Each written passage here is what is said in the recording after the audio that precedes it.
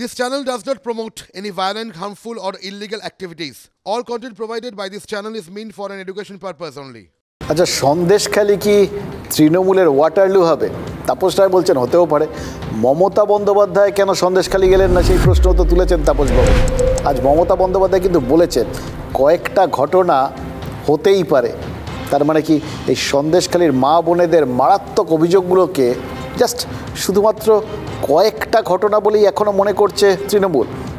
ওই এর আগে যেরকমভাবে মনে হয়েছিল যে সব সাজানো, একবারে মাইনাসে চলে গেছিলো আর কি, মাইনাস থেকে ডাইরেক্টলি প্লাসে তো আসা যায় না। এটাকে কিভাবে ধরবো? একটু জাস্ট নিউট্রালের জিরোতে পৌঁছলেন, নাকি আসলে মনে মনে ওই সাজানো তত্ত্বটা এখনও বহাল তবিয়তে রয়ে গেছে? আজ কিন্তু কলকাতায় তৃণমূলের সভামঞ্চে ওই সন্দেশখালীর কয়েকজন মহিলা ছিলেন। আমরা খোঁজ নিয়ে দেখেছি 60 মহিলা আজ সন্দেশখালীর থেকে তৃণমূলের কর্মসূচিতে এসেছিলেন। যারা এসেছিলেন তাদের দাবি সন্দেশখালীতে তাদের জমি ফেরতের ব্যবস্থা করেছে রাজ্য। কয়েকজন নাকি ইতিমধ্যে জমি ফেরতও পেয়ে গেছেন। তাহলে কি সন্দেশখালীতে শেখ শাহজাহানরা যে ড্যামেজ করেছিলেন, তৃণমূলের সেই ড্যামেজ রাজ্য সরকার অনেকটাই পূরণ করে ফেলেছে? সেটা বোঝাতেই ওই সন্দেশখালীর ওই মহিলাদের নিয়ে আসা, যে উদ্দেশ্যেই হোক। কিন্তু সন্দেশখালীকে যে আর যাই হোক, আপনি স্বীকার করুন অস্বীকার করুন, এড়িয়ে যেতে যে পাচ্ছেন না, সেটা কিন্তু প্রমাণ হয়ে যাচ্ছে।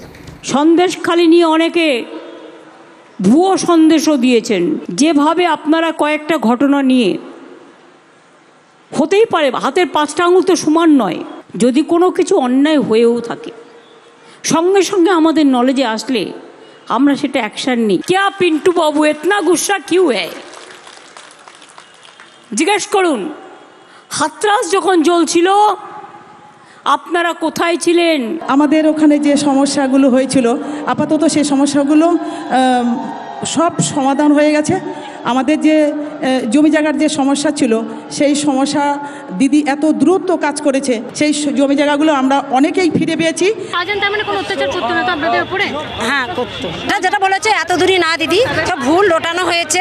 অল্প কিছু হয়েছে সামান্য, সবচেয়ে বেশি যেটা হয়েছে মেয়েদের অত্যাচারের চেয়ে বেশি ল্যান্ড নিয়ে বেশি হয়েছে। আমরা চাই দিদি আমাদের পাশে থাকুক, শান্তি জায়গায়। দিদি আশ্বাস দিয়েছেন তো? হ্যাঁ। কোনো রকম কি কখনো অত্যাচার হয়েছিল? না না না।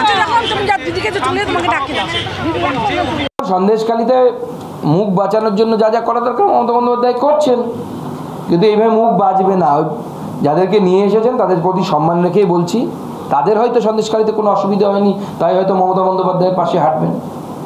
তার মানে যাদের অসুবিধে হয়েছে সেটাকে তো আমরা অস্বীকার করতে পারি না। আবার ওই তাপস রায়ের কথাগুলো মনে পড়ে যাচ্ছিল এই কথাগুলো শুনতে শুনতে, মুখ্যমন্ত্রীর এই বক্তব্য শুনতে শুনতে।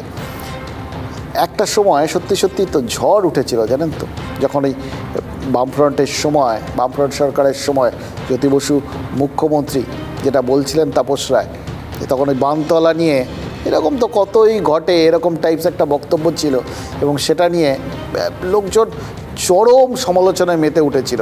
সত্যি সত্যিই তো অত্যন্ত একটা অসংবেদনশীল মন্তব্য ছিল সেটা।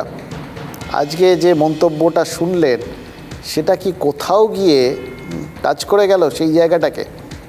ইতিহাসের না একটা গতি আছে জানেন তো, স্পাইরাল গতি, ঘুরতে ঘুরতে যায়, ঘুরতে ঘুরতে এগিয়ে আসে। কিন্তু খেয়াল করে দেখুন, যে দিক থেকে দিকটা ঠিক থাকে, একটা বিন্দুর থেকে শুরু করলে আবার ঘুরে সেই বিন্দুর ওপরে হয়তো আসে, কিন্তু সেই ডিরেকশানে আসে, এক হয় না কিন্তু কাছে পৌঁছয়।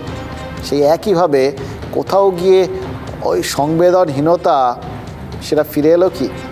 গতকাল বারাসতে প্রধানমন্ত্রীর সভায় মহিলাদের উপস্থিতির কথাটা এই ফাঁকে একবার একটু চিন্তা করে দেখুন, চোখে পড়ার মতো ছিল। কিন্তু সন্দেশখালীর থেকেও অনেকে এসেছিলেন এবং উচ্ছ্বসিত হয়ে উঠেছিলেন নরেন্দ্র মোদী।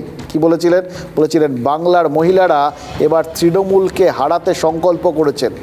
বাংলায় মহিলা ভোটার আছেন 50%, আর সেই 50% ভোটারের মধ্যে যারা সন্দেশখালীর বাসিন্দা, তারা কতটা? একটা সহজ বিশ্লেষণে আসা যাক। এরা যে পুরুষ আর মহিলা প্রায় সমান সমান। 1000 জন যদি পুরুষ ভোটার হন, তাহলে 956 জন মহিলা ভোটার। লাস্ট এই এখন যে সংশোধনের পর যে তালিকা প্রস্তুত হচ্ছে তার হিসেবে এটা। এবার সেই হিসেবে সন্দেশখালিও কিন্তু ব্যতিক্রম নয়। কিন্তু ইন্টারেস্টিং যেটা বিষয়, সন্দেশখালির বহু পুরুষ পরিযায়ী শ্রমিকের কাজ করেন। ভোটের সময় এই পরিযায়ী শ্রমিকরা যদি না ফেরেন তাহলে বসিরহাট লোকসভা কেন্দ্রে কিন্তু ওই মহিলারা ফ্যাক্টর হয়ে যেতে পারে। আর সেই মহিলাদের মধ্যে এই যে কোথাও গিয়ে তাদের সম্পর্কে কোনো সংবেদনশীলতা বা সংবেদনহীনতা কোন জায়গাটা বেশি প্রভাব ফেলবে তার উপর কি ভোট বাক্সের ইধার উধার হওয়াটা ডিপেন্ড করবে না? এর মধ্যেই তৃণমূলের চিন্তা বাড়ানোর লোকের সংখ্যাও কি বাড়ছে? মানে কোনো মহিলা সাংসদ তিনি কি বাড়িয়ে দিচ্ছেন ব্যাপারটা? বসিরহাটের সাংসদ নুসরাত জাহানের মতো বহিরাগত এবারও প্রার্থী হলে ফল কি হবে তাই নিয়ে দলের একাংশই সন্দিহান। তবে তাকে তো আজকেও কোথাও একটা কর্মসূচিতে দেখা গেল না। সন্দেশখালিতে দেখা যায়নি, ছেড়ে দিন, কিন্তু এই রকম আজকে যে মিছিলে নামলেন তৃণমূল নেত্রী সেখানেও তো তাকে দেখা গেল না। বসিরহাট তৃণমূলের এক অঞ্চল সভাপতি কিন্তু প্রকাশ্যেই বলছেন সাংসদ এলাকার মানুষের পাশে থাকেননি। সাংসদ যে কার পাশে থেকেছেন এটাই তো সব থেকে বড় প্রশ্ন। আর তার থেকেও বড় প্রশ্ন, এই পরিস্থিতিতে সাংসদের পাশে দল ফের থাকবে কিনা। যদি বসিরহাটের কেউ প্রার্থী হয়, আমরা লোকসভার সংসদ হিসাবে বসিরহাটে তো জিতবেই জিতবে। তৃণমূলের সিটে এখানে কারো বিজেপি কেন, নরেন্দ্র মোদী এসে দাঁড়ালেও হারবে এখানে। নুসরাত জাহানকে তো পাওয়া যায় না, অনেক প্রোগ্রাম অনেকে ছিল, অনেকবার আমরা বললে নুসরাত জাহানকে তো পাওয়া যায় না। নির্বাচিত জনপ্রতিনিধি মানেই তাকে জনের পাশে থাকতে হবে। নুসরাত জাহান কেন যেতে পারেনি সেটা উনি ব্যক্তিগতভাবে ভালো করে বলতে পারবেন। তবে মমতা বন্দ্যোপাধ্যায় কোনো খামতি রাখেননি, তিনি শুরু থেকেই ডেলিগেশন পাঠিয়েছেন, মন্ত্রীরা বারংবার সেখানে গেছে। আমার মনে হয় না যে নুসরাতের সেখানে যাওয়া না যাওয়াতে ওই সিচুয়েশন আরও অ্যাগ্রাভেট হতে পারতো বা আরও বেটার কিছু হতে পারতো। যা দায়িত্ব নিয়ে করা সেটা মমতাদি করেছে। স্থানীয় নেতাকে প্রার্থী করার কথা বলেছেন তৃণমূলের অঞ্চল সভাপতি, কিন্তু সন্দেশখালির সমস্যা মেটাতে স্থানীয় নেতাদের ওপরেই কি তৃণমূল ভরসা করতে পেরেছে? বরং স্থানীয়রা যে ড্যামেজ করেছিলেন সেই ড্যামেজ মেরামত করতে তো ব্রাত্য বসু, পার্থ ভৌমিকের মতো, সুজিত বসুর মতো বহিরাগত নেতাদেরই সন্দেশখালিতে পাঠাতে বাধ্য হয়েছিল তৃণমূল। সন্দেশখালি যাতায়াত করে ব্রাত্য বসুরা দাবি করেছেন যে সিচুয়েশন আন্ডার কন্ট্রোল। এবার পরিস্থিতি তৃণমূলের পক্ষে সত্যিই স্বাভাবিক কিনা সেটা তো ভোটের রেজাল্ট বেরোলে বোঝা যাবে। আর বোঝা যাবে সন্দেশখালিকে চিনতে এখনও ভুল করেছে কিনা তৃণমূল। কারণ নেতারা যে ভুল করেন না এমন তো নয়। যাকে এতদিন সন্দেশখালির বাঘ বলে ভাবছিলেন নেতারা, সেই শেখ শাহজাহান সিবিআইয়ের হাতে পড়তেই কীরকম গুটিয়ে গেছেন, বাঘ থেকে বেড়াল। সিবিআই কাল সিবিআইডির হাত থেকে শাহজাহানকে পেতেই টানতে টানতে নিয়ে গেছিল জোকা ইএসআইতে, তারপর সেখান থেকে নিজেদের দপ্তরে। সন্দেশখালির বাঘের গায়ে হাত ছোঁয়ানোর সুযোগ পেয়েও কাজে লাগায়নি রাজ্য পুলিশ, কিন্তু কেন্দ্রীয় এজেন্সি প্রথম রাতেই কিন্তু বাঘকে বুঝিয়ে দিয়েছেন তারা ওই প্রথম রাতেই বেড়াল মারায় বিশ্বাসী।